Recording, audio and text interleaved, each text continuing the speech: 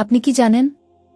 এমন একটি আমল আছে যা করলে আল্লাহ তাআলা আপনার দোয়া কবুল করবেন, আপনার আশা আকাঙ্ক্ষা পূর্ণ হবার দ্বার খুলে যাবে ইনশাআল্লাহ।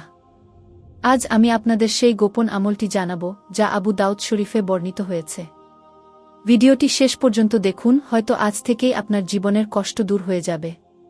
প্রিয় দর্শক, আল্লাহ তাআলা কুরআনুল কারিমে বলেছেন, তোমরা নামাজ ও ধৈর্যের মাধ্যমে আমার কাছে সাহায্য প্রার্থনা করো। সূরা বাকারা আয়াত নং ৪৫। মহান বি সাল্লাল্লাহু আলাইহি ওয়াসাল্লাম আমাদের শিখিয়েছেন, আল্লাহর কিছু নাম আছে যেগুলো দ্বারা দোয়া করলে আল্লাহ তা কবুল করেন। সেই নামগুলোর মধ্যে একটি নাম হল ইয়া সামাদু বা আল্লাহুস সামাদ। নির্জনে বসে প্রথমে ২ রাকাত নফল নামাজ পড়ুন। তারপর ১০১ বার আল্লাহর গুণবাচক নাম ইয়া সামাদু বা আল্লাহুস সামাদ পড়ুন। চাইলে এর চেয়েও বেশি পড়তে পারবেন। এরপর কয়েকবার দুরুদে ইব্রাহিম পরে হাত তুলে মুনাজাত করুন। মন থেকে কান্না করে চোখের পানি ছেড়ে দিয়ে নিজের আশা আকাঙ্ক্ষা ও দোয়া আল্লাহর কাছে তুলে ধরুন।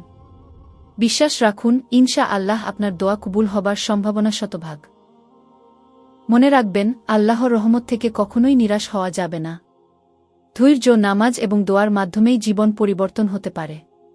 এই মূল্যবান আমলটি নিজের জন্য করবেন এবং অন্যদের সাথেও শেয়ার করবেন, কারণ একে প্রচার করাও একটি বড় সওয়াবের কাজ। ভিডিওটি যদি ভালো লাগে তাহলে লাইক দিন, শেয়ার করুন এবং ইসলামিক আরও সুন্দর আমল জানতে চ্যানেলটি সাবস্ক্রাইব করতে ভুলবেন না। আল্লাহ আমাদের সবার দোয়া কবুল করুন, আমিন।